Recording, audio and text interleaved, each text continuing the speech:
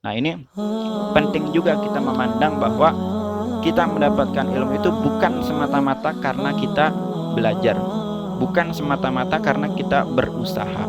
Memang kita harus berusaha, kita harus belajar, tapi hakikat daripada ilmu itu minallahi ta'ala. Ilmu pemahaman itu datangnya dari Allah Subhanahu wa ta'ala. Tapi pandangan ini tidak kemudian membuat kita menjadi malas-malasan dalam belajar atau belajar sekedarnya saja.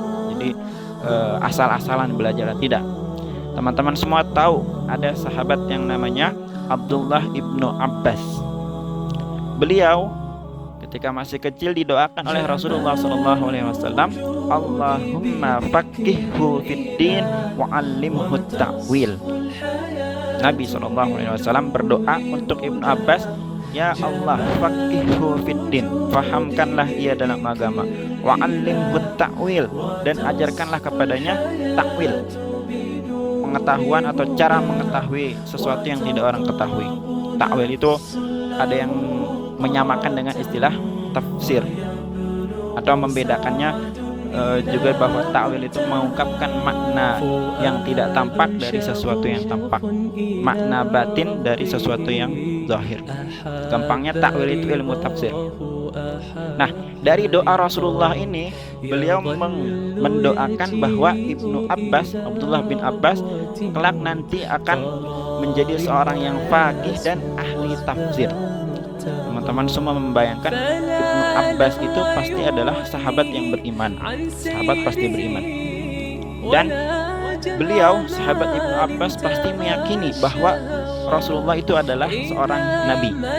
Dan kalau beliau adalah seorang nabi, maka doa beliau pasti dikabulkan oleh Allah Subhanahu wa ta'ala. Maka ketika Rasulullah sudah berdoa Allahumma faqihhu fiddin wa 'allimhu ta'wil untuk Ibnu Abbas, sudah pasti nanti doa itu dikabul dan Ibnu Abbas akan menjadi seorang faqih dan ahli tafsir. Tetapi teman-teman semuanya, hal itu tidak membuat Ibnu Abbas kemudian diam, ongkang-ongkang kaki aja. Jadi udah gak usah belajar, sudah ada doa dan Rasulullah menjamin saya menjadi faqih dan ahli tafsir. Tidak.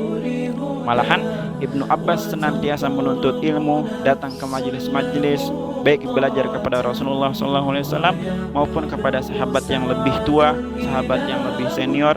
Bahkan beliau juga termasuk orang yang sangat menghormati gurunya. Alkisah suatu ketika Zaid bin Sabit, sahabat juga tapi yang umurnya lebih tua dan lebih senior, beliau ini nanti adalah seorang penulis wahyu, itu mau naik ke kendaraannya.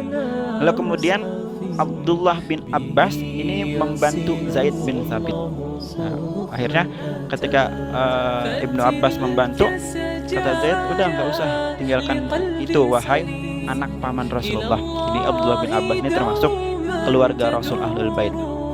Lalu apa jawaban beliau, sahabat Ibnu Abbas? Kata beliau, beginilah kami diajarkan memperlakukan ulama kami. Itu bagian dari bukti bahwa Ibnu Abbas meskipun sudah ada jaminan kelak akan menjadi orang yang faqih, jaminan kelak akan menjadi orang yang alim, tapi beliau tidak meninggalkan usaha menuntut ilmu dan menghormati guru-gurunya. Maka apalagi kita yang gak ada jaminan apa-apa, kok mau malas-malasan dalam belajar, kok gak menghormati guru.